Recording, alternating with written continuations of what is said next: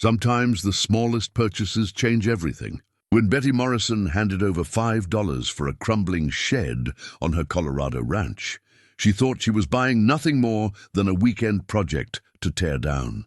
The old woman had lived on this land for 30 years, raising her children here, burying her husband beneath the old oak tree, and finding peace in the mountain silence. But her faithful German shepherd scout had different ideas about that forgotten shed. The moment she opened the warped doors, he rushed inside and began pawing frantically at the floorboards. What he found buried beneath wasn't just old junk or forgotten tools. Hidden under those weathered planks was evidence of something that would connect her quiet ranch to secrets powerful people had spent decades trying to keep buried. But what could be worth hiding for so long? Before we jump back in, tell us where you're tuning in from. And if this story touches you, make sure you're subscribed, because tomorrow I've saved something extra special for you. Betty Morrison had always been an early riser, but these days she woke before dawn not from habit, but from the restless energy that came with too many quiet hours to fill. At 62, she found herself moving through the familiar routines of ranch life with a deliberate slowness, as if taking her time might somehow stretch the moments into something more meaningful than mere survival. The coffee pot gurgled to life in the pre-dawn darkness of her kitchen, the sound as reliable as the mountain sunrise that would soon paint the peaks beyond her window. She'd been making coffee in this same kitchen for 30 years, first for Tom and herself, then for Tom and the children during those chaotic breakfast rushes before school, and now just for herself and Scout, who lay by her feet with the patient devotion only a German shepherd could manage. Her ranch stretched across 400 acres of Colorado high country, where the air stayed thin and clean even in summer, and winter arrived early to stay late. Tom had bought this land when they were young and foolish enough to believe that love and hard work could overcome any obstacle. He'd been right, mostly. They'd raised 2 children here, Michael, now a lawyer in Denver, and Sarah, teaching school in Grand Junction, and they'd built something solid together among these mountains. The kitchen window framed a view that never failed to move her, rolling pasture land dotted with cattle, stands of aspen that turned liquid gold each autumn, and beyond it all, the jagged peaks of the Rockies reaching toward a sky so vast it made human concerns seem properly small. Tom used to say the mountains put things in perspective, reminded a person what mattered and what didn't. She missed his voice in the mornings, missed the way he'd stand at this same window with his hands wrapped around his coffee mug, planning out the day's work with the quiet satisfaction of a man who'd found his place in the world. Scout stirred at her feet, his internal clock as precise as any alarm. At 7 years old, he was still in his prime, all muscle and intelligence wrapped in a coat of black and tan. Tom had brought him home as a puppy 2 years before the cancer took hold, saying every ranch needed a good dog. Scout had quickly proven himself invaluable, keeping coyotes away from the cattle, alerting them to visitors long before any truck appeared on their gravel drive, and providing the kind of steady companionship that didn't require conversation. The morning routine was sacred: coffee first, then checking on the cattle, then whatever repair or maintenance project demanded attention. Betty had learned to handle most of the ranch work herself over the years, especially during Tom's illness when his strength began to fail. She could mend fence, repair gates, and coax their temperamental water pump back to life. What she couldn't do was make the ranch profitable enough to sustain her through retirement. The numbers didn't lie, much as she wished they would. Between property taxes, feed costs, and the endless expenses that came with maintaining 400 acres, the ranch consumed more money than it generated. Michael kept suggesting she sell and move to town, buy a nice little house with a manageable yard and neighbors close enough to wave to.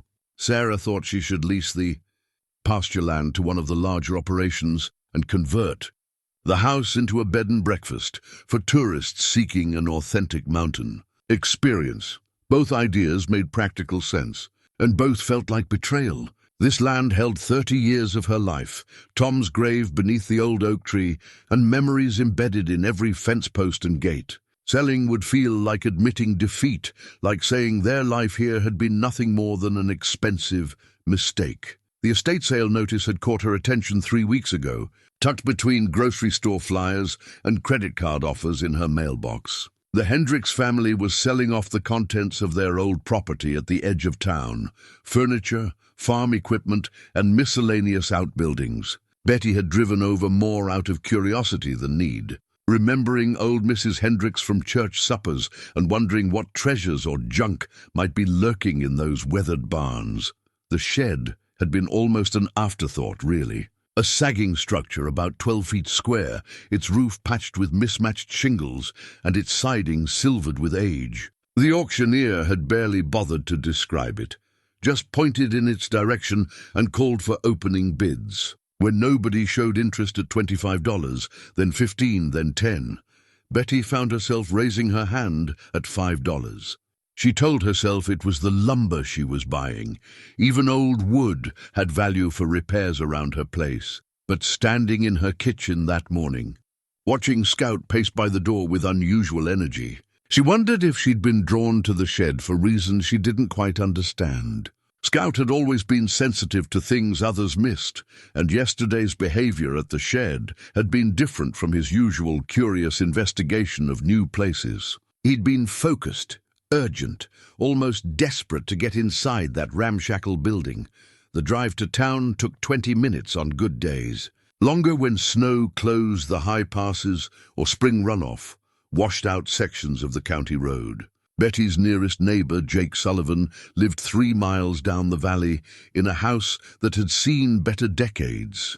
Jake was one of those men the mountains seemed to produce, weathered and taciturn, competent with machinery and livestock, suspicious of change and newcomers. He'd been helpful during Tom's illness, showing up to fix things without being asked, bringing groceries when the roads were bad, never saying much but always seeming to appear when needed. The town of Cedar Falls existed primarily to serve the scattered ranches and the seasonal influx of tourists seeking wilderness experiences or fishing opportunities. Main Street featured a grocery store, hardware store, diner and tavern, along with a handful of businesses that opened and closed with depressing regularity. The bank had survived by adapting to serve the recreational vehicle crowd in summer and the serious hunters in fall. City folks with money bought up old ranches to use as weekend retreats, driving up property values and making it harder for working people to afford the land their families had worked for generations. Margaret Thorne ran the town's small historical society from a converted house near the courthouse, preserving photographs and documents that told the story of the valley's settlement. Betty had known Margaret since the children were small. She'd been the librarian then, helping with school research projects and summer reading programs. Margaret possessed the kind of detailed local knowledge that came from 60 years of paying attention to other people's business, usually packaged with the discretion that made her a valuable confidant. The courthouse itself was a modest brick building that housed the county offices, sheriff's department, and the kinds of records that traced ownership and legal disputes back to the valley's earliest days.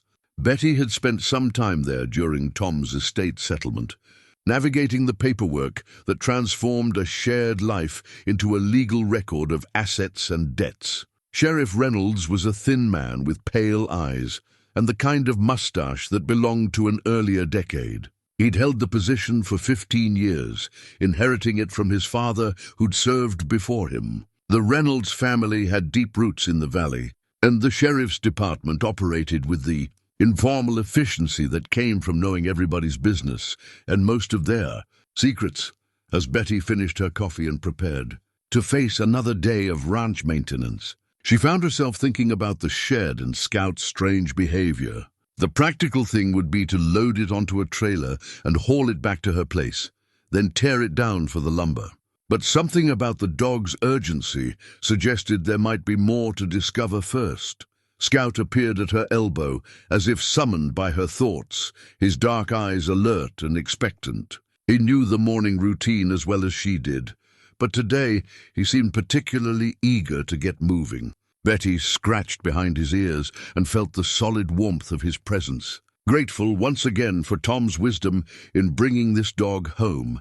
Outside, the morning light was spreading across the valley, touching the mountain peaks with gold and promising another clear day. The cattle were moving toward the water tank in their leisurely way, and she could see Jake Sullivan's truck already parked by his barn in the distance. It was the kind of morning that made the hard work and financial worries seem manageable, the kind of morning that reminded her why she'd fought so hard to keep this place. She clipped Scout's leash to his collar and headed for her truck, keys jingling in the cool air. Whatever secrets that $5 shed might be hiding, today seemed like the right day to find out.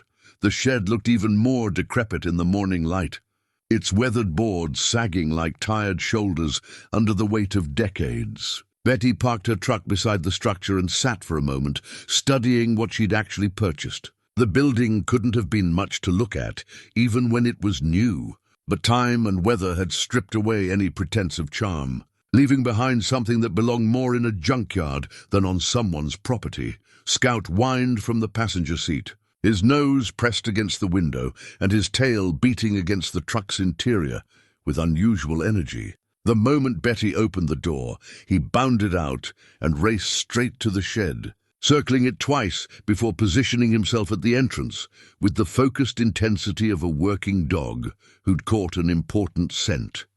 "Easy." "Oh boy," Betty murmured, approaching the shed with her toolbox in hand. She'd brought a crowbar, hammer and flashlight, figuring she'd need to do some preliminary dismantling to see what she was working with. The door hung askew on rusted hinges, held closed by a simple hook-and-eye latch that had long since lost its grip on the surrounding wood. She lifted the latch and pulled the door open, wincing as the hinges shrieked in protest.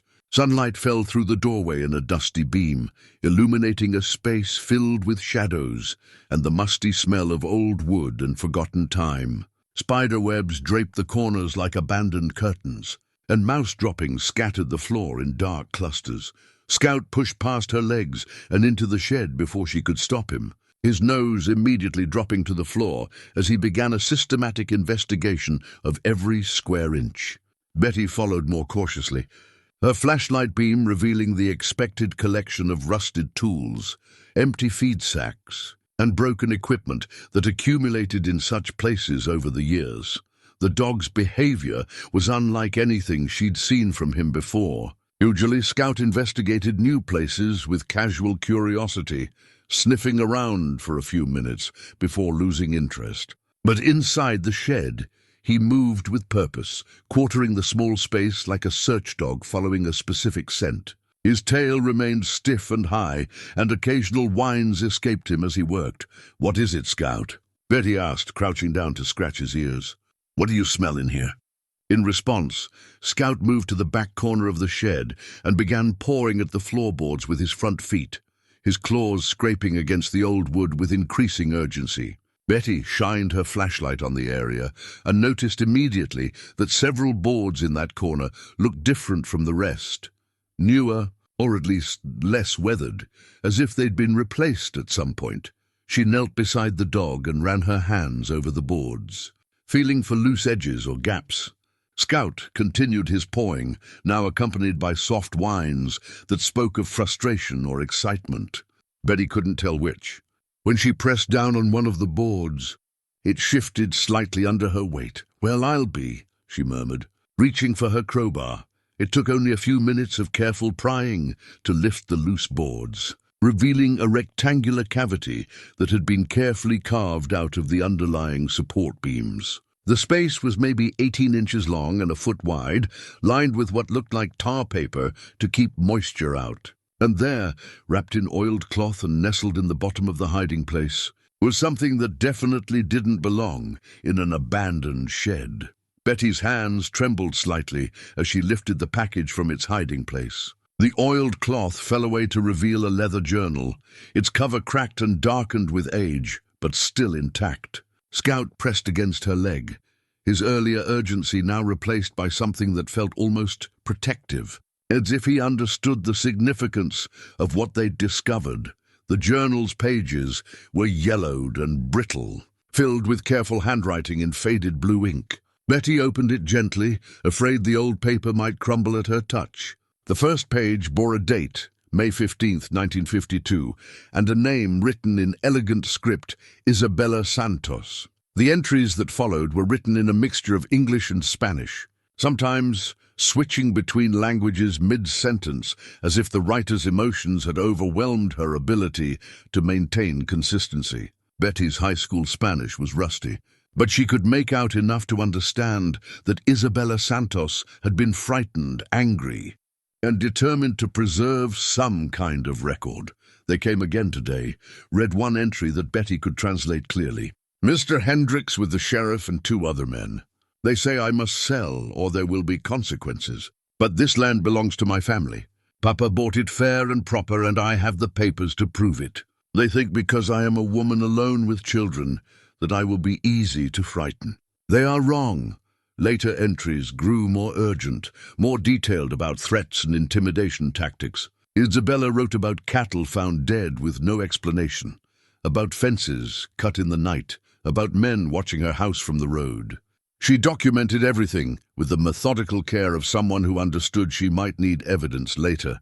Scout's low growl brought Betty back to the present. She looked up from the journal to find him staring toward the shed's entrance, his hackles raised and his body tense. Following his gaze, she saw a figure silhouetted in the doorway, a man in uniform who'd approached quietly enough that she hadn't heard his footsteps. "Morning?" "Mrs. Morrison," said Sheriff Reynolds, stepping into the shed with the casual authority of someone accustomed to going wherever he pleased. "Heard you bought yourself a piece of history here." Betty instinctively clutched the journal closer to her chest, noting how Scout positioned himself between her and the sheriff. "Just some old lumber, Sheriff. Nothing that would interest anyone." Reynolds smiled, but it didn't reach his pale eyes. "Oh, you'd be surprised what interests people around here, ma'am. This old place has quite a story from what I hear.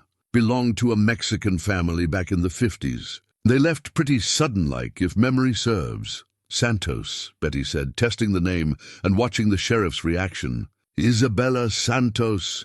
Something flickered across Reynolds' face, recognition, perhaps, or caution. "That's right. Sad story, really. Sometimes people just aren't cut out for ranch life. The isolation gets to them, you know. Makes them see threats where there aren't any." Betty stood slowly, her grip on the journal tightening. "What kind of threats?" "Oh, the usual complaints. Thought her neighbors were trying to force her out, that sort of thing. Of course, that was just her imagination. Nobody around here would do anything like that. We're good people who help our neighbors." Reynolds' tone remained friendly, but his eyes had gone cold. "Sometimes folks from other places don't understand our ways, though. They get ideas about conspiracies and such." Scout's growl deepened, and Betty could feel the tension radiating from the dog's body. Whatever the sheriff represented, Scout clearly didn't approve. "Well," Betty said carefully, "I appreciate the history lesson, Sheriff, but I should probably get this lumber loaded up and head home. Lots of work waiting." "Of course," Reynolds nodded. "Just thought I should mention that if you happen to find anything interesting in there, old papers, documents, that sort of thing, you might want to bring them by the office. Historical artifacts should probably be preserved properly, don't you think?" The request sounded casual enough, but Betty heard the underlying command. Scout's continued agitation suggested she wasn't imagining the threat. "I'll keep that in mind," she said, moving toward the door with Scout at her side. Reynolds stepped aside to let her pass, but not before his gaze lingered on the journal she carried. "Good day, Mrs. Morrison. Drive safe now. These mountain roads can be dangerous for folks who aren't paying attention." Betty nodded and walked steadily to her truck, fighting the urge to run. Scout jumped into the passenger seat and immediately turned to watch the sheriff through the rear window, his body remaining tense until Reynolds climbed into his patrol car and drove away. Only then did Betty allow herself to examine what she'd found. Isabella Santos had been trying to protect something important enough to hide. Important enough that even 70 years later, mention of her name could put that cold look in a sheriff's eyes. Whatever secrets Isabella had tried to preserve, Betty had just inherited them, along with a $5 shed. Betty drove home with Isabella's journal on the seat beside her, Scout maintaining his vigilant watch through the rear window until they were well away from town. The sheriff's casual threats had shaken her more than she cared to admit, bringing back memories of other times when powerful men had tried to intimidate her into silence or submission. She'd learned long ago that such men counted on fear to maintain their advantage, and the best defense was to understand exactly what they were trying to hide. Back at her kitchen table, she spread the journal open under the bright overhead light and began working through Isabella's entries more systematically. The woman had written nearly every day during the spring and summer of 1952, documenting a campaign of harassment that had escalated from verbal threats to property damage to something that sounded much darker. "Miguel says I should take the children and leave," read one. Entry from June. "He thinks these men will not stop until they have what they want, but I cannot abandon Papa's dream. This land is our future, our children's inheritance. If I run now, what message does that send to Maria and Carlos? That we give up when bullies threaten us?" As Betty worked through the pages, a clearer picture emerged of the Santos family situation. Isabella was a widow with 2 young children, trying to maintain a ranch her father had established in the 1920s. Her brother Miguel worked as a deputy sheriff and had been trying to help her through official channels. But it seemed the corruption went deeper than he could handle alone. The journal's binding had loosened with age, and as Betty turned the pages, something fell out and fluttered to the floor. Scout immediately alerted, his nose twitching as Betty bent to retrieve what turned out to be a carefully folded piece of paper that had been hidden between the journal's back cover and binding. When she spread it open on the table, Betty found herself looking at a hand-drawn surveyor's map of remarkable detail. The map showed property boundaries, elevation markers, and water sources for a large section of the valley, including what she recognized as her own ranch. But what caught her attention were the notations written in the margins, notes about mineral rights, water access, and something called artesian flow potential, marked with arrows and question marks. The map was dated 1951 and signed by someone named J. Patterson, professional surveyor. According to the detailed measurements and notes, the Santos property sat on what appeared to be a significant underground water source, with rights extending well beyond the boundaries of their immediate ranch. Betty's pulse quickened as she studied the implications. Water rights in Colorado were a complex and valuable commodity, especially in a region where drought was an ever-present concern. If the Santos family had controlled access to major water sources, that would explain why someone might have been willing to use illegal means to force them out. She found her reading glasses and bent closer to examine the fine print along the map's edges. There, in careful handwriting, were references to survey commissioned by Santos family legal representation and filed with County Clerk June 1951. If this map represented official survey work, there should be corresponding records in the courthouse. The telephone rang, interrupting her concentration. Jake Sullivan's gravelly voice came through the receiver with characteristic brevity. "Betty, saw the sheriff's car heading toward town from your direction earlier. Everything all right?" She hesitated, uncertain how much to reveal. Jake had been helpful during Tom's illness, but she didn't know how he might react to her discovery or whether she could trust him with information that had already attracted unwanted attention. "He stopped by the shed," she said carefully. "Seemed interested in its history." A long pause followed, the kind of silence that spoke volumes in Jake's communication style. Finally, "Maybe we should talk. I'll be over after supper." The line went dead before she could respond, leaving Betty staring at the receiver and wondering what Jake knew that he couldn't say over the phone. In a small community like theirs, telephone conversations were rarely private affairs, and the sheriff's department would certainly have ways of monitoring calls if they chose to. She spent the afternoon researching Isabella Santos at the county library, a modest building attached to the back of the courthouse. Margaret Thorne was working at the reference desk, helping a tourist locate information about local fishing regulations. "Betty, how lovely to see you," Margaret said when the visitor left. I'd best to do to stare a spy to destuon. What brings you to my domain today? I'm trying to research some local history, Betty said, settling into a chair beside Margaret's desk. The Santos family. They had a ranch here in the early 50s. Margaret's friendly expression faltered slightly, replaced by something more guarded. The Santos family. My, that takes me back. Why the interest in ancient history? I bought their old shed at the Hendricks estate sale. Found some items that belonged to them. Thought I might try to locate surviving family members. Oh, Margaret busied herself with straightening already neat stacks of papers. I'm afraid that might be difficult. The family left quite suddenly, as I recall. There was some sort of dispute about the property. Betty watched Margaret's nervous fidgeting with growing interest. What kind of dispute? Land ownership issues, I believe. These things happen sometimes when documentation isn't clear. Tragic, really, when families lose their homes over legal technicalities. Do you have any records from that time? Newspaper articles? County documents? Margaret hesitated, then stood abruptly. Let me check what we have in the archives. It might take a few minutes. She disappeared into the back room, leaving Betty alone with a growing sense that everyone in town knew more about the Santos family than they were willing to discuss. When Margaret returned 20 minutes later, she carried only a thin folder. I'm afraid there isn't much, she said, setting the folder on the desk with obvious reluctance. A few newspaper mentions, some county commission meeting notes. Nothing very detailed. The folder contained exactly what Margaret had described, brief, sanitized mentions of property transfers and legal proceedings. But what interested Betty was what wasn't there. For a family that had owned a substantial ranch for 30 years, there was virtually no trace of their existence in the official record. Margaret, Betty said quietly, what really happened to the Santos family? The older woman's hands fluttered over the papers like nervous birds. I was just a child then, Betty. I don't really remember much about it. But you remember something. A long silence stretched between them before Margaret spoke again, her voice barely above a whisper.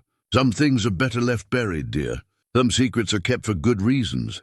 Whose reasons? Margaret's eyes darted toward the courthouse offices, visible through the library's windows. Powerful people don't like it when old wounds are reopened, especially when those wounds might reflect poorly on prominent families. Betty followed Margaret's gaze and understood. Whatever had happened to Isabella Santos and her family, it involved people who still held influence in the community. People with the power to make life difficult for anyone who asked too many questions. She gathered the surveyor's map and journal, thanking Margaret for her help, while noting how relieved the librarian looked to see her leave. As she walked to her truck, Betty caught sight of Sheriff Reynolds watching her from his office window, his pale eyes tracking her movement with the patient attention of a predator. Whatever Isabella Santos had discovered about her land, it was valuable enough that people were willing to kill for it then, and apparently still willing to intimidate for it now. Jake Sullivan arrived at Betty's ranch just as the sun was setting behind the western peaks, his battered pickup truck announcing his approach with the distinctive rattle of loose exhaust pipes. Scout's ears perked up at the familiar sound, but he remained by Betty's side on the front porch, his earlier agitation having settled into watchful alertness. Jake climbed out of his truck, moving like a man 20 years older than his actual 65, his weathered face grim in the twilight. He'd always been spare with words, but tonight something in his posture suggested he carried news that wouldn't come easily. "Coffee's on," Betty said, holding the screen door open for him. They settled at her kitchen table, the same spot where she'd been studying Isabella's journal earlier. Jake accepted his coffee with a nod of thanks, then sat quietly for several minutes, staring into the mug as if it might contain answers to questions he didn't want to ask. "Sheriff came by my place after he left yours," he said finally. "Wanted to know what you might have found in that shed. What did you tell him?" "Told him it wasn't any of his business." Jake's weathered hands wrapped around the coffee mug.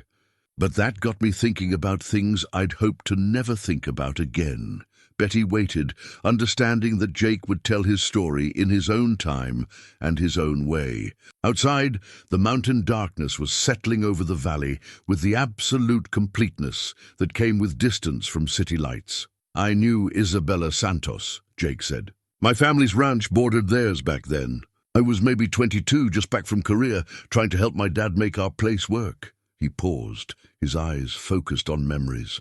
"Isabella was a good woman. Strong, smart, devoted to her kids. Her husband died in a farm accident when the children were small, but she kept that ranch running better than most men could have managed." "What happened to her?"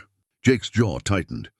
"Same thing that happens when little people get in the way of big people's plans. They got squeezed out." He reached into his jacket pocket and pulled out a small bundle wrapped in cloth, setting it carefully on the table between them. When he unwrapped it, Betty saw a collection of letters tied with string, their edges yellowed and brittle with age. "Found these in my dad's papers after he died," Jake said. "He saved them, though I never knew why until now. Maybe he figured somebody would need to know the truth someday." Betty untied the string with careful fingers, revealing correspondence between Isabella Santos and someone named Daniel Morrison, attorney at law. The letterhead was from a law office in Denver, and the dates ranged from March through August of 1952. The letters told a story of escalating legal warfare. Daniel Morrison had been trying to help Isabella establish clear title to her water rights, but his correspondence revealed frustration with local officials who seemed determined to obstruct his efforts. One letter, dated July 15, 1952, was particularly revealing. "Mrs. Santos, I must advise you that my inquiries regarding your family's water rights have met with unusual resistance from county officials. The surveyor's maps we commissioned clearly establish your claim to the artesian spring and associated water flow, but the county clerk insists there are irregularities in the original filing that require additional documentation. I suspect these irregularities are being manufactured to delay resolution until other interested parties can establish competing claims." A later letter grew more urgent. "The intimidation tactics you've described constitute criminal behavior, and I strongly urge you to document everything and consider temporary relocation for your safety. The water rights in question are worth substantial sums, and desperate men will go to extraordinary lengths to protect their interests." The final letter, dated August 28, 1952, was brief and ominous. "Mrs. Santos, I have not received responses to my last 3 letters, and my telephone calls to your ranch go unanswered. Local authorities claim they have no knowledge of your whereabouts. I am deeply concerned for your welfare and that of your children. Please contact me immediately if you receive this correspondence." Betty looked up to find Jake watching her with sad, knowing eyes. "They never contacted him again, did they?" "Disappeared on a Thursday night in September," Jake said. "My dad saw lights at their place around midnight, trucks, lots of activity. By morning, they were gone. Cattle still in the pasture, clothes still in the house, but no sign of the family. What did people think happened?" Officially, the story was that Isabella had family troubles, maybe mental problems from the stress of being a widow. Sheriff claims she'd taken the children and gone back to Mexico to live with relatives. Said she'd been talking about it for months, though I never heard her mention any such thing. Betty felt a chill that had nothing to do with the mountain air. And unofficially, Jake was quiet for a long time, his hands working at the coffee mug. "My dad always believed they were killed. Said nobody just walks away from a working ranch with cattle that need tending and belongings still in the house. Said a woman like Isabella Santos wouldn't abandon everything her father built without a fight. Did he ever tell anyone what he suspected? Mentioned it to the sheriff. Got warned that spreading malicious rumors about upstanding community members could lead to trouble for him and his family." Jake's voice carried decades of suppressed anger. "My dad was a tough man, Betty, but he had a wife and 3 kids to think about. He kept his mouth shut after that." Betty studied the letters, noting that the attorney's return address was in Denver. "What happened to Daniel Morrison?" "Died in a car accident 6 months later. Lost control on a mountain curve," they said.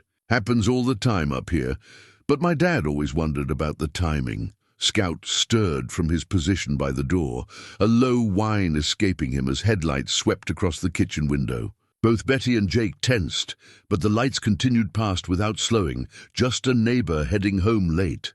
"Jake," Betty said carefully, "why are you telling me this now?" He met her eyes directly for the first time since arriving. "Because 60 years ago, my family stayed quiet when we should have spoken up. Isabella Santos and her children deserved better from their neighbors." He gestured toward the letters. "And because whoever killed them is still out there, still protecting the same secrets, still willing to hurt people who get too close to the truth. You think I'm in danger. I think you found something that powerful people want to stay lost," Jake said. "And I think you deserve to know what you're up against before you decide what to do next." Betty folded the letters carefully, her mind racing with implications. Isabella Santos had been murdered for water rights that might legally belong to her survivors, if any existed. And if the corruption that killed her was still active in the sheriff's department, then Betty had already put herself at risk by asking questions. "There's something else," Jake said, reaching for his hat. "Thomas Hendricks, his grandfather, was the one who ended up with most of the Santos land after the family disappeared. Bought it from the county for back taxes, they said. But those taxes weren't delinquent when Isabella was still alive."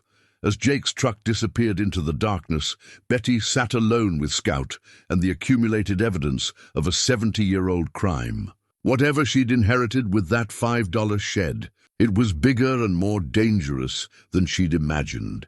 Betty spent a restless night studying Isabella's journal and the lawyer's letters, pieces of a puzzle that grew more disturbing with each connection she made.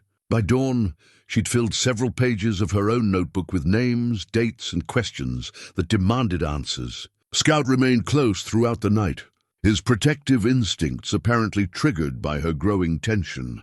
The morning brought an unexpected discovery when she decided to examine the shed more thoroughly. Armed with her flashlight and Jake's revelations fresh in her mind, she returned to the hiding place where Scout had found the journal. This time, she removed several more floorboards and discovered a second, deeper cavity that had been carefully concealed. Beneath the first, wrapped in oiled canvas and wedged into the narrow space, was a tarnished deputy, sheriff's badge, and a collection of handwritten reports that made her blood run cold. The badge belonged to Miguel Santos, Isabella's brother, and the reports documented his unofficial investigation into corruption within the sheriff's department. Miguel's careful documentation revealed a conspiracy that reached beyond simple land grabbing. According to his notes, Sheriff William Reynolds, father of the current sheriff, had been taking payments from the Hendricks family to ignore intimidation tactics and falsify reports. But more damning still were Miguel's records of conversations he'd overheard, meetings between the sheriff and unknown men from Denver who seemed to have significant financial interest in controlling water rights throughout the valley. One report, dated August 20th, 1952, detailed Miguel's growing fear for his sister's safety. "Sheriff Reynolds warned me today to stop asking questions about the Santos property dispute. Said some investigations are too dangerous for a deputy's health. When I pressed him about his meaning, he showed me a telegram from Denver authorizing resolution of the Santos problem by any means necessary. I fear my sister and her children are in immediate danger, but Reynolds has ordered me to stay away from their ranch. I plan to resign my position and take Isabella and the children to safety in Colorado Springs, where my wife's family can protect them." The final report was dated August 30th, 1952, and consisted of only a few lines written in an obviously hurried hand. "They know I have evidence. Reynolds suspended me pending investigation of inappropriate conduct. Men have been watching my house. If something happens to me, the evidence is hidden where Isabella and I played as children. Tell Daniel Morrison in Denver that the water rights documentation is with the surveyor in Grand Junction. God help us all." Betty's hands shook as she read Miguel's last words. The deputy had tried to protect his sister and preserve evidence of the conspiracy, but he'd apparently been eliminated along with Isabella and her children. The systematic thoroughness of the cover-up suggested resources and planning that went far beyond local corruption. Scout's sudden bark brought her back to the present danger. Through the shed's open door, she saw a black sedan approaching on the county road, moving too slowly to be innocent traffic. She quickly gathered Miguel's badge and reports, stuffing them inside her jacket as the sedan turned into the property. The car stopped 50 yards from the shed, and two men in expensive suits climbed out. They were clearly not locals. Their clothes, their haircuts, their confident stride spoke of city money and corporate authority. Scout positioned himself between Betty and the approaching men, his hackles raised and a warning growl rumbling in his chest. "Mrs. Morrison," the older of the two men called out as they approached. "I'm Thomas Hendricks, and this is my associate. Mr. Wells, we'd like to speak with you about your recent purchase." Betty recognized the name from Jake's warning the night before. Thomas Hendricks, grandson of the man who'd acquired Isabella's land after her disappearance. He was perhaps 55, with the soft appearance of someone who'd never done physical labor, but his eyes held the kind of cold calculation that came with inherited power and the willingness to use it. "I'm afraid you're trespassing." "Mr. Hendricks," Betty said, stepping out of the shed with as much composure as she could manage. "This is my property now." Hendricks smiled, but it was the same predatory expression she'd seen on Sheriff Reynolds's face. "Of course it is. And we're here to make you a very generous offer for it. I'm not interested in selling. I think you might be. Once you understand the situation." Wells spoke for the first time, his voice carrying a subtle threat. "Property ownership can be complicated in these rural areas. Sometimes people discover that their purchases aren't as legal as they thought." Betty felt anger rising to replace her initial fear. These men were using the same intimidation tactics that had worked against Isabella Santos 70 years ago, counting on her to be frightened into submission. "My purchase was perfectly legal," she said firmly. "I have a clear bill of sale." "Bills of sale can be challenged," Hendricks said, "especially when there are questions about the seller's right to dispose of the property. My family has historical claims to this land that might interest a court." "What kind of claims?" "The kind that could tie up your ownership in litigation for years," Wells added. "Legal fees, court costs, injunctions preventing you from developing or selling the property. Very expensive for someone on a fixed income." Scout's growling intensified, and Betty noticed how both men kept their distance from the dog. Whatever intimidation tactics they'd planned, Scout's presence was clearly making them nervous.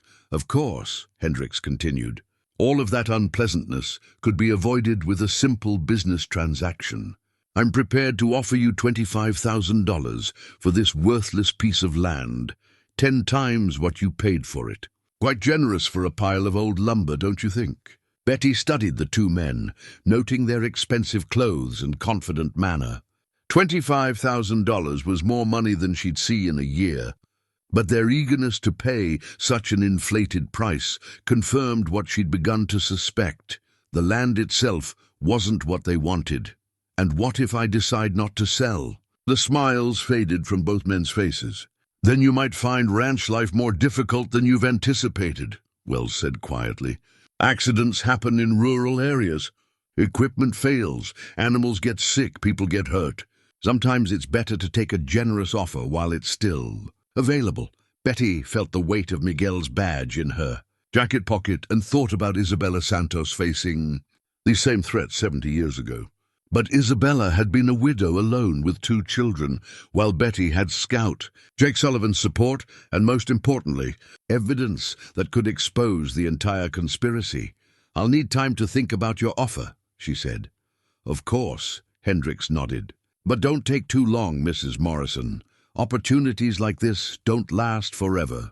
As the black sedan disappeared down the county road, Betty realized she'd just declared war on forces that had been killing people to protect their secrets for 7 decades. The question now was whether she was strong enough to survive what Isabella Santos could not. The intimidation began 3 days after Thomas Hendricks' visit. subtle at first but escalating with calculated precision. Betty discovered her cattle gate standing open one morning, her small herd scattered across the county road and into neighboring pastures. The gate's chain had been cut cleanly with bolt cutters, leaving no doubt that this was deliberate sabotage rather than simple negligence. Scout found the mining company's survey stakes while she was rounding up the cattle. The wooden stakes, each marked with the logo of Apex Mining Corporation, had been driven into her pasture at precise intervals, forming a grid pattern that covered nearly half her property. According to the small print on the stakes, the survey was authorized by pending mineral rights acquisition and conducted under the authority of the Colorado Department of Natural Resources. Betty pulled up several stakes and examined them more closely in her kitchen. The dates stamped on the authorization tags were only 2 weeks old, suggesting that Hendricks had been planning this move before their confrontation at the shed. The mining survey represented a legal maneuver designed to cloud her property ownership and provide justification for continued harassment. She called the Department of Natural Resources from her landline, but the bureaucratic maze of transfers and hold music yielded only frustration. Finally, a clerk in the Mineral Rights Division confirmed that Apex Mining had filed preliminary exploration permits for her section of the valley, based on historical claims and ongoing ownership disputes. "But I own this land," Betty protested. "I have a clear deed." "Ma'am, mineral rights and surface rights are often separate issues," the clerk explained with practiced patience. "If there are competing claims to subsurface resources, we have to allow legitimate exploration while the courts sort out the ownership questions." Betty hung up, feeling trapped in a web of legal technicalities that had been designed to give powerful interests maximum advantage over individual landowners. The same bureaucratic weapons that had destroyed Isabella Santos were still perfectly functional 70 years later. That afternoon brought Margaret Thorne to her door, the librarian arriving unannounced and clearly agitated. She clutched a manila envelope to her chest like a shield and kept glancing nervously toward the road as if afraid of being followed. "Betty, I need to tell you something," Margaret said, settling heavily into a kitchen chair. "I haven't been entirely truthful about what I remember from 1952. Scout positioned himself near the door. His attention split between Margaret and the windows overlooking the approach to the ranch. The dog's continuing vigilance had become a source of comfort for Betty, his instincts clearly more reliable than human assurances. "My grandfather was Daniel Morrison," Margaret continued, opening the envelope with trembling fingers. "The lawyer who was trying to help Isabella Santos. I was only 12 when he died, but I remember the change in him during those last months. He was frightened, truly frightened, of something he'd discovered in Isabella's case." She spread several yellow documents on the table, correspondence between her grandfather and various state officials, legal briefs and what appeared to be a partial copy of the original Santos family land grant from 1889. "Grandfather believed Isabella's family had legitimate claim to water rights covering most of this valley," Margaret said. "Not just their ranch, but underground aquifers and spring sources that supplied water to dozens of other properties. If their claims were valid, they could have controlled irrigation and development for the entire region." Betty studied the land grant documents, noting the careful legal language that granted water rights in perpetuity to Santos family descendants and assigns. The water rights described in the grant were far more extensive than anything she'd imagined from Isabella's journal entries. "Your grandfather died in a car accident," Betty said carefully. Margaret's laugh held no humor. "Grandfather was the most careful driver I ever knew. Never had so much as a parking ticket in 40 years of driving. But that night, supposedly, he took a mountain curve too fast and went over the guardrail." She paused, staring at the documents. "The morning before he died, he told my grandmother that he'd discovered something about the Santos case that went all the way to Denver and beyond. He was planning to contact federal authorities.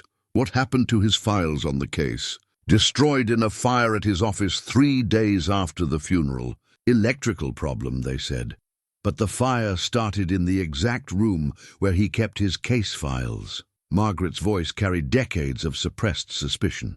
My grandmother always believed he was murdered, but she was too frightened to pursue it. She made me promise never to ask questions. About Isabella Santos or what happened to her family, Betty felt the weight of accumulated secrets and realized how many people had carried pieces of this truth for 70 years, each too frightened to speak but unable to forget.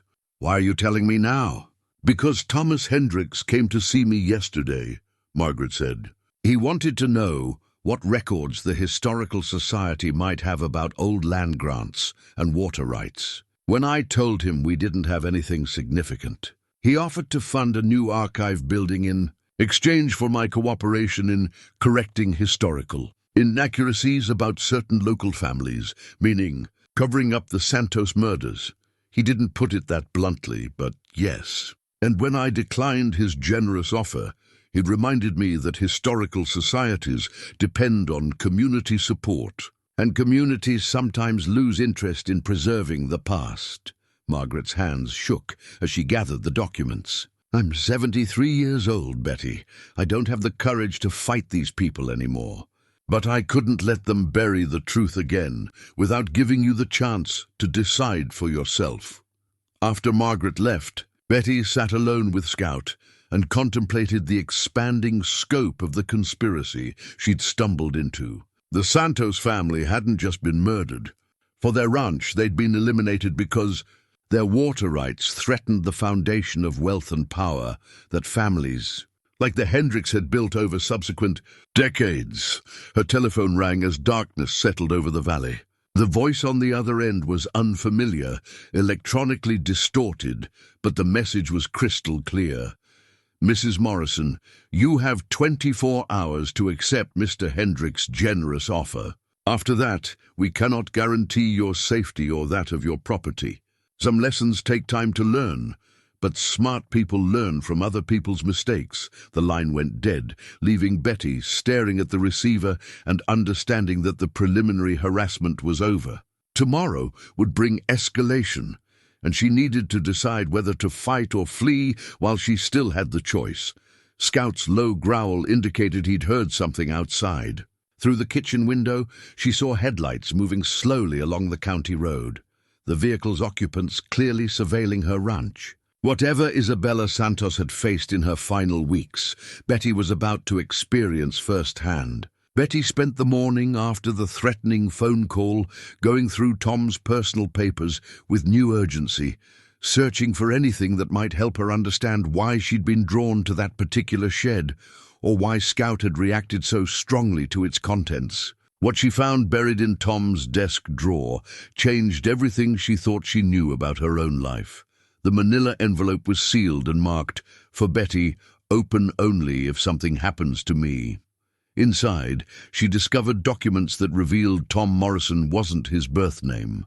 According to a birth certificate dated 1955, her husband had been born Miguel Santos, named after his grandfather, Isabella's brother, who died trying to protect her. The revelation hit Betty like a physical blow. Tom's real parents had been Carlos and Elena Santos, Isabella's children, who'd survived their mother's murder and been secretly relocated by sympathetic families. Carlos had grown up as Tom Morrison, his identity changed to protect him from the same forces that had destroyed his family. A letter in Tom's careful handwriting explained the deception. "My darling Betty, if you're reading this, then the Hendricks family has finally discovered who I really am, and I won't be able to protect you from what's coming. I've spent my entire adult life hoping this day would never come, but I always knew it might. My mother was Isabella Santos, murdered in 1952, along with my younger sister Maria. My uncle Miguel died trying to save us. Only my father Carlos, and I escaped, helped by people who risked their own lives to smuggle us out of the valley." The letter continued with details that filled in gaps Betty had never known existed. Tom's adoptive family had moved him to Wyoming, where he'd grown up believing his parents had died in a car accident. Only when he reached 18 did his adoptive father reveal the truth and give him documents that Isabella had hidden before her death. I came back to this valley as an adult because I couldn't stay away from the land my family died defending," Tom's letter explained. "I bought our ranch under my adopted name, never intending to reclaim the Santos property or reveal my identity. I just wanted to be close to where my mother was buried, to honor her memory by living the kind of life she'd wanted for us." But Tom's letter revealed a deeper purpose. During his years in the valley, he'd been quietly gathering evidence about his family's murder, documenting the continuing corruption and preparing for the day when justice might finally be possible. His methodical nature, which Betty had always attributed to his military background, had actually been shaped by his determination to preserve proof of his family's innocence and his enemy's guilt. "I've hidden evidence throughout our property," the letter continued. "Not just documents, but recordings, photographs, and testimony from people who witnessed what happened in 1952. If something happens to me before this conspiracy can be exposed, everything you need is in our old root cellar behind the barn. The combination to the lock is your birthday, month and day, no spaces." Betty's hands trembled as she read the final paragraphs. "I never told you about my past because I was trying to protect you from inheriting my family's war. But I realize now that was selfish and wrong. You deserve to know who you married and what dangers we might face together. If you're reading this, then my time is up, but yours doesn't have to be. You have choices I never had, and allies I've been quietly cultivating for years. Trust Jake. Sullivan, his family helped mine escape in 1952, and he's been watching over us ever since. The evidence I've gathered can destroy the Hendricks family and everyone who helped them, but only if someone has the courage to use it." Scout had followed Betty to the barn, and now he sat alertly as she fumbled with the lock on the old root cellar. The combination, her birthday just as Tom had promised, opened easily, revealing a space that had been converted into a sophisticated archive. Waterproof containers held documents, photographs, and audio recordings spanning 7 decades. Tom had spent 30 years secretly building a case that could bring down the entire conspiracy. The most shocking discovery was a series of audio recordings Tom had made during his final months, using surveillance equipment to capture conversations between Sheriff Reynolds, Thomas Hendricks, and their associates. The recordings revealed that the Hendricks family's wealth came entirely from land and water rights stolen from families like the Santos, and that they'd maintained their power through a network of corruption that reached into state government and federal agencies. One recording, dated just 3 months before Tom's death, captured Thomas Hendricks discussing Betty directly. "Morrison is getting too curious about local history. My sources say he's been asking questions about the old Santos property. If he's figured out the connection, we might have a problem."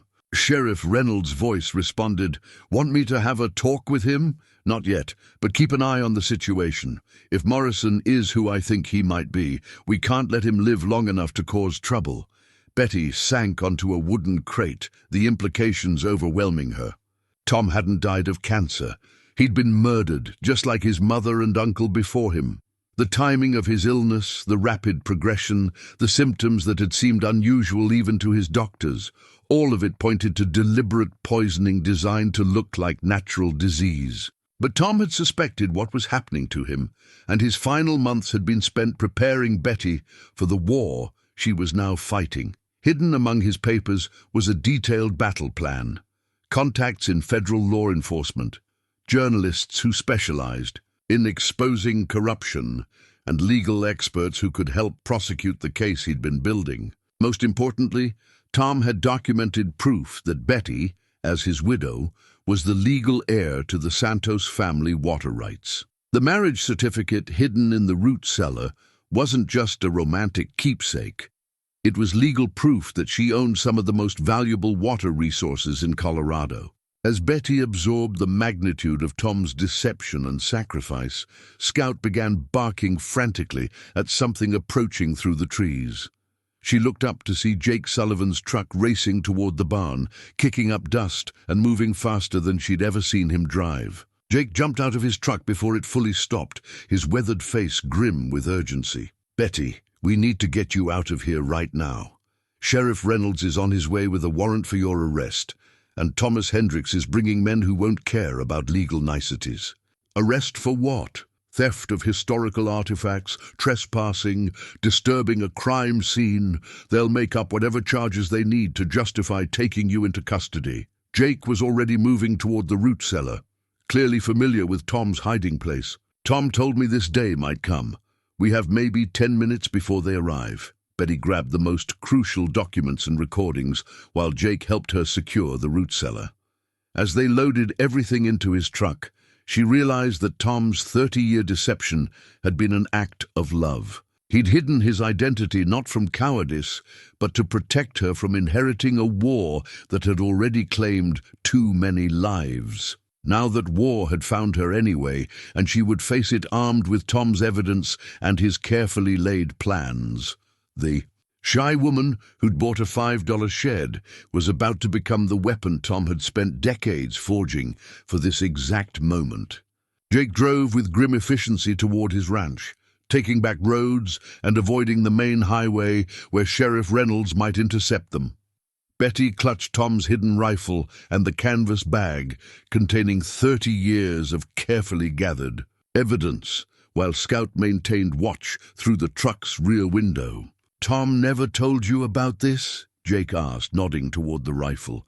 "I knew he'd kept his service weapon, but I thought it was just nostalgia." Betty examined the rifle more closely, noting its pristine condition and the military-grade ammunition Tom had stored with it. "He told me he'd been in the army, but never talked about what he did." "Military intelligence," Jake said, "specialized in preserving evidence of war crimes and protecting witnesses." Those skills transferred pretty well to civilian life when he started investigating his family's murder. They reached Jake's ranch as the sun was setting.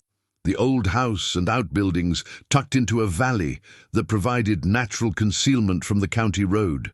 Jake led her into his kitchen, where she discovered they weren't alone. 3 other people sat around the worn wooden table, their faces reflecting the same mixture of determination and fear that she felt. "Betty, meet your allies," Jake said. "People who've been waiting 30 years for this moment."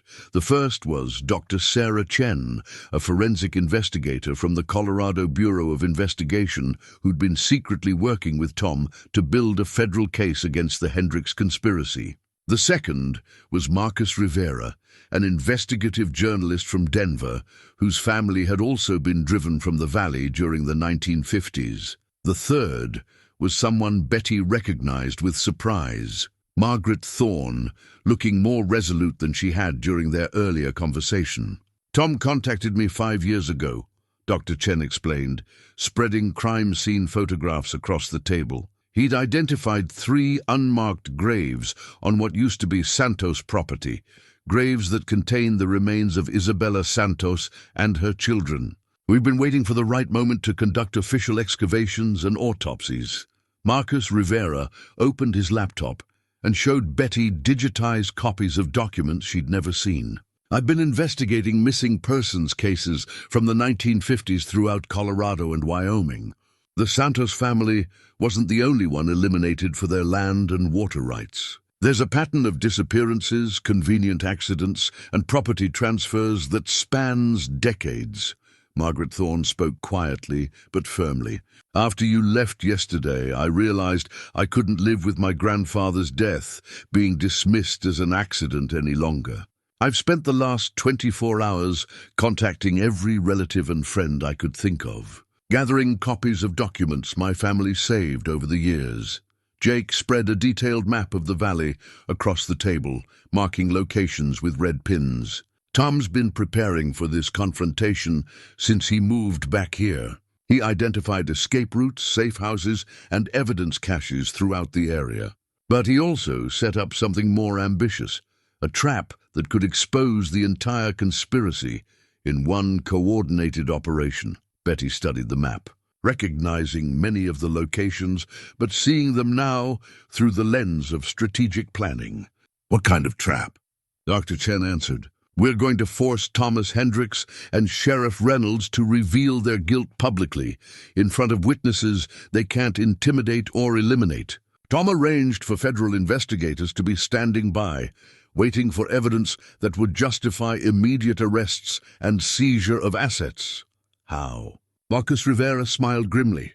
By giving them exactly what they want, a chance to silence you permanently while recording everything they say and do. The plan Tom had developed was both simple and dangerous. Betty would return to her ranch and make contact with Thomas Hendricks, offering to sell him the evidence she'd discovered in exchange for safe passage out of the valley. The meeting would take place at the original Santos ranch house, now abandoned but still standing on what had become Hendricks' property. Tom installed surveillance equipment throughout that house, Jake explained. Audio and video recording devices that can capture everything from multiple angles. When Hendricks and his people reveal their crimes while trying to buy your silence, we'll have documented evidence of conspiracy, murder, and racketeering. Betty felt her heart racing as she absorbed the implications. And if they decide to kill me instead of making a deal? That's where we come in, Dr. Chen said. Federal agents will be positioned around the property, close enough to intervene, but far enough away that Hendricks won't suspect surveillance. Plus, you'll be wearing a wire that transmits directly to our mobile command post. Margaret Thorne leaned forward. Betty, you don't have to do this. We could take what evidence we have and try to build a case through normal legal channels, which could take years and might fail if the corruption goes as deep as we suspect, Marcus Rivera added. Tom knew that the only way to destroy this conspiracy was to force them into the open, make them act so publicly that even their allies in government couldn't protect them. Betty thought about Isabella Santos, facing these same choices 70 years ago but without allies or evidence to support her. She thought about Tom, spending 30 years of his life building toward this moment of reckoning. And she thought about all the other families who'd been destroyed by the Hendricks conspiracy, while communities stayed silent out of fear. When do we do this? She asked. Jake consulted his watch. Tom's contacts in federal law enforcement need 12 hours to get into position. We make the call to Hendricks tomorrow evening, set up the meeting for the following morning. That gives us time to rehearse the plan and make sure everyone knows their role. Scout had been pacing near the kitchen door throughout their discussion, his agitation increasing as darkness settled over the valley.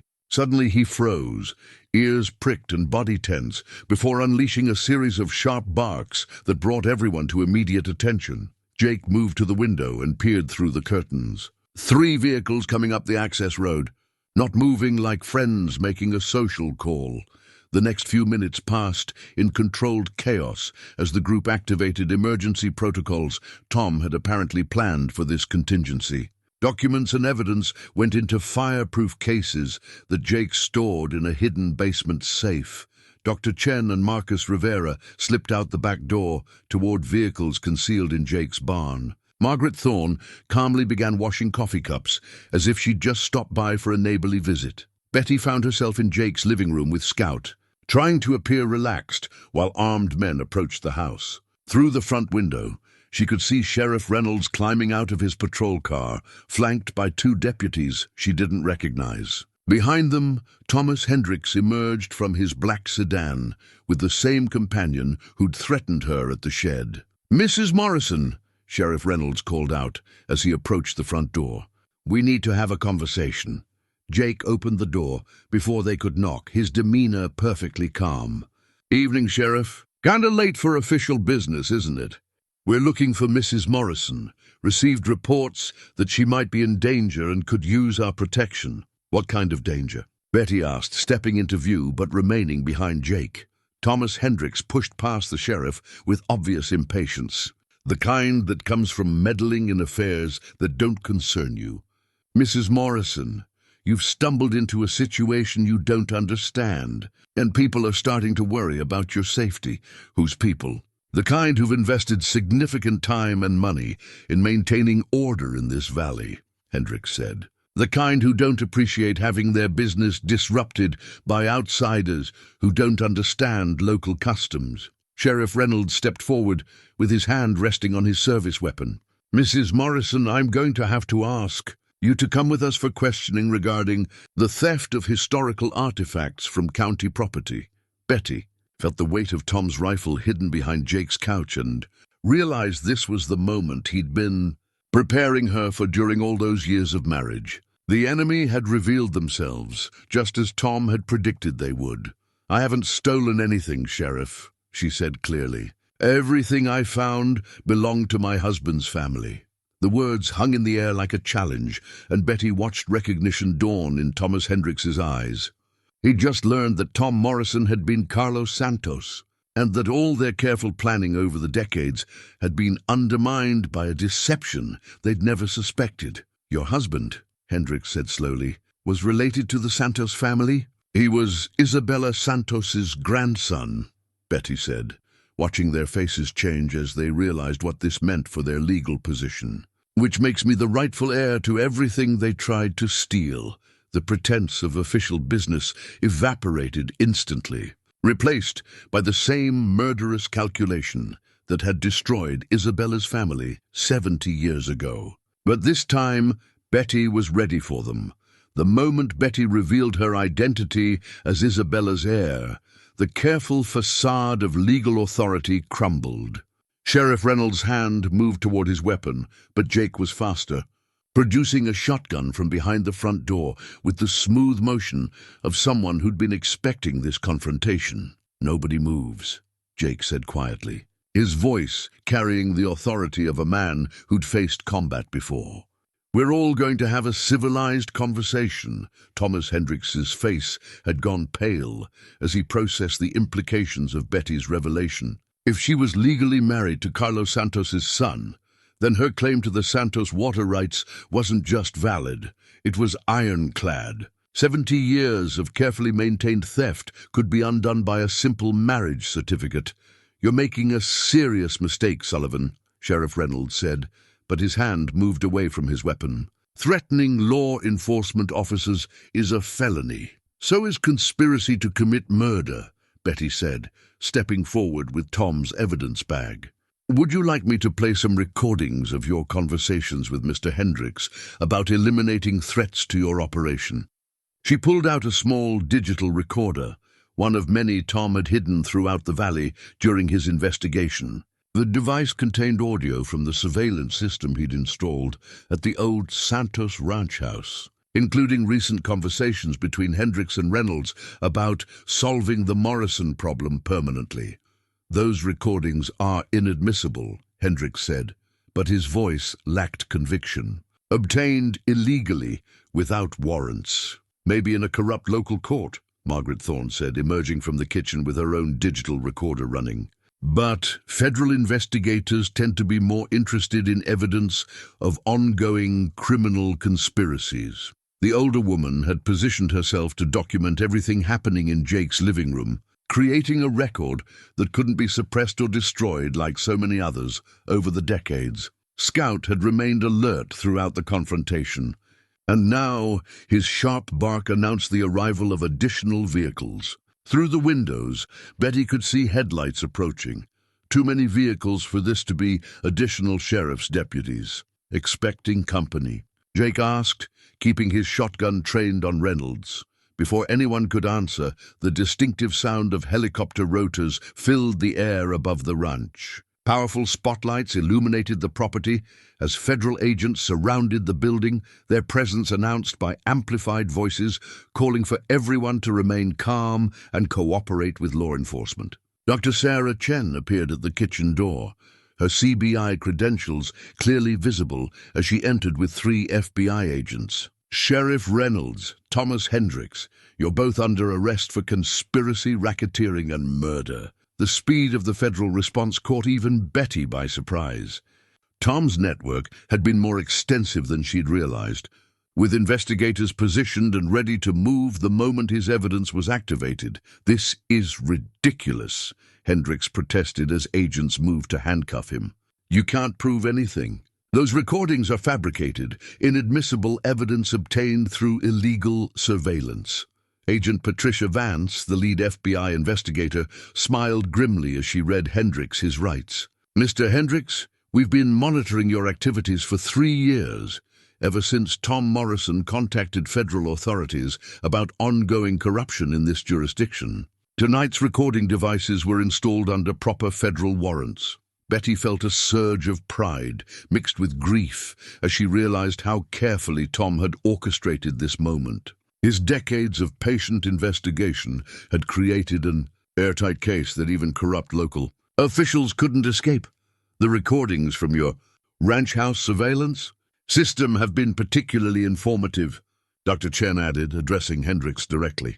"Especially the conversations where you discussed eliminating witnesses and maintaining your family's control over stolen water rights." Sheriff Reynolds had gone gray as the implications hit him.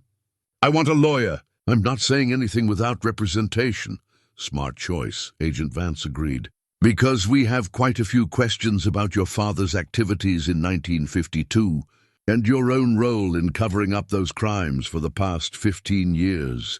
As the federal agents processed the arrests, Betty found herself holding Isabella's original journal and thinking about the courage it had taken for a frightened woman to document her own persecution. Isabella had died protecting evidence that was finally being used to bring her killers to justice.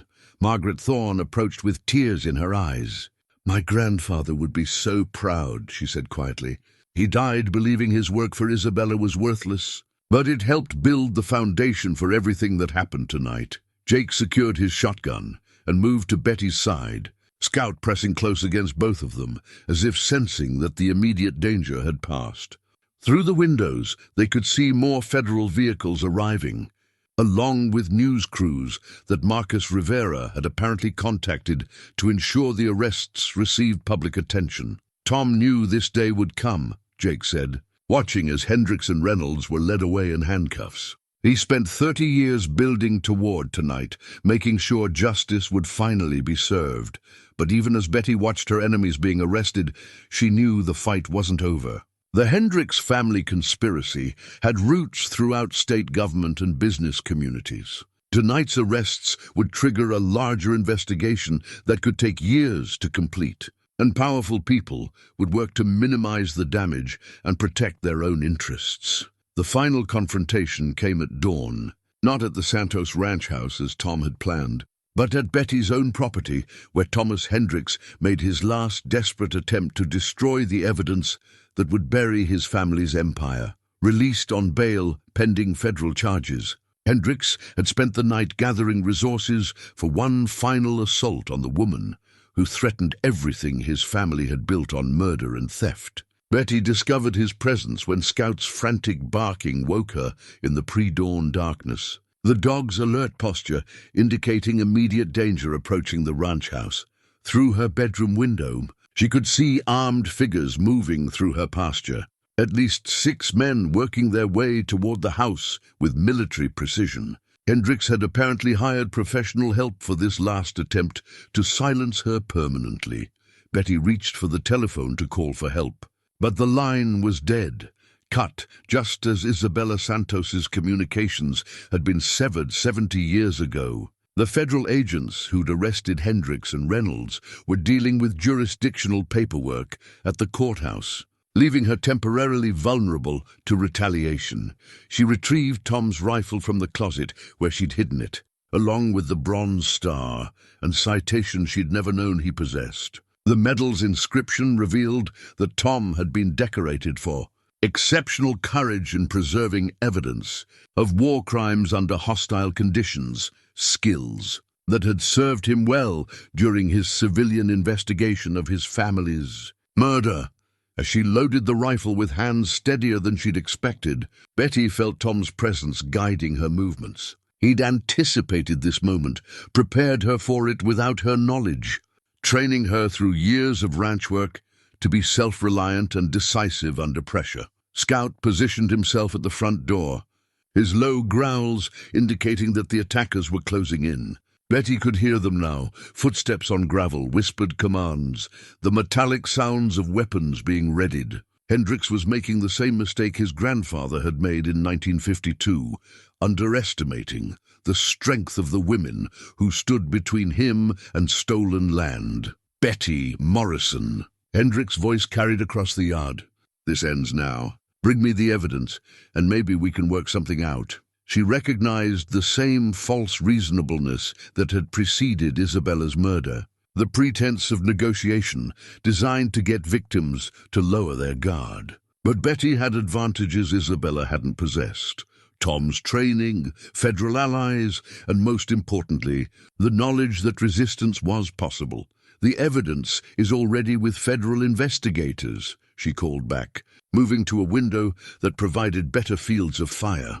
Killing me won't change that. Maybe not, Hendricks replied, but it'll send a message to anyone else who thinks they can challenge established order. Some lessons need to be taught publicly. The assault began with gunfire aimed at the house's windows, designed to force Betty into hiding while Hendricks' men advanced. But Tom had taught her to think tactically, and she'd spent the dark hours before dawn preparing defensive positions throughout the ranch house. When the first gunman reached the front porch, Scout attacked with the ferocity of a dog trained to protect family. His intervention gave Betty the opening she needed to use Tom's rifle effectively. Her first shot, dropping the attacker and sending the others scrambling for cover. The battle that followed tested everything Tom had taught her about courage under fire. Betty moved through her own house like a guerrilla fighter, using terrain knowledge and defensive positions to hold off superior numbers. Each shot she fired was aimed with the precision of someone who understood that wasting ammunition meant death. Jake Sullivan's arrival shifted the balance decisively in Betty's favor. The old rancher appeared with his own rifle and 3 of his neighbors, men who'd grown up hearing whispered stories about the Santos family murders and had decided they wouldn't let history repeat itself. Thought you might need help, Jake said, taking position at a kitchen window as Hendricks' remaining men retreated toward their vehicles. The final moments came when Thomas Hendricks himself approached the house under a white flag, his expensive suit torn and his confidence shattered by the resistance he'd encountered. Betty met him on her front porch, with Tom's rifle cradled in her arms and Scout at her side.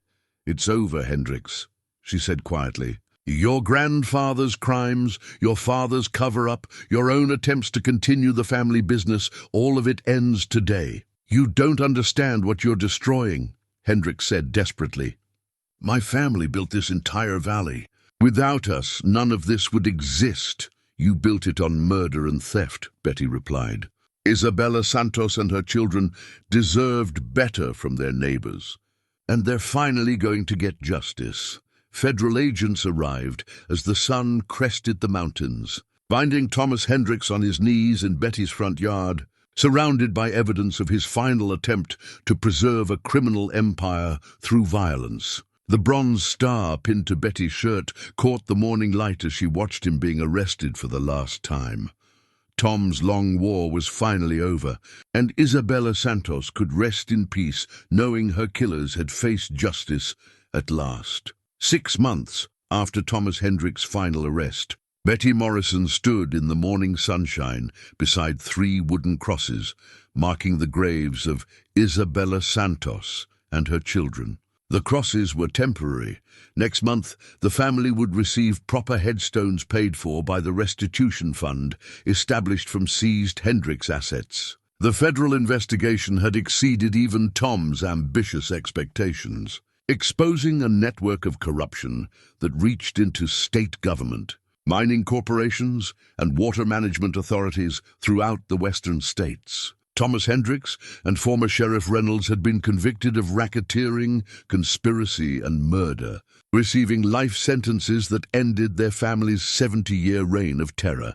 Betty carried a folder containing the final piece of evidence that had made justice possible. Isabella's original land grant from 1889, which federal investigators had discovered in a safety deposit box belonging to the Hendricks family. The document proved that Isabella's father had purchased legitimate water rights covering nearly half the valley, rights that had been systematically stolen through murder and legal manipulation. The judge made it official yesterday, Jake Sullivan said, joining Betty at the gravesite. You're now the legal owner of the largest water rights claim in this part of Colorado. Going to make you a wealthy woman. Betty smiled, but her thoughts were focused on responsibility rather than wealth. The water rights Isabella had died defending were worth millions in current markets, but they also represented the foundation of economic life for dozens of ranches throughout the valley. Isabella Santos, Memorial Foundation, is going to manage the water rights, she said, opening the folder to show Jake the legal documents she'd signed that morning.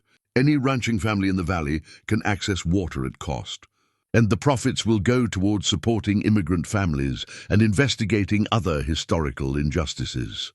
Scout appeared at her elbow, now wearing a commendation collar, acknowledging his role in exposing the conspiracy. The German Shepherd had become something of a local celebrity, featured in newspaper articles about the case and praised by law enforcement for his crucial contributions to justice.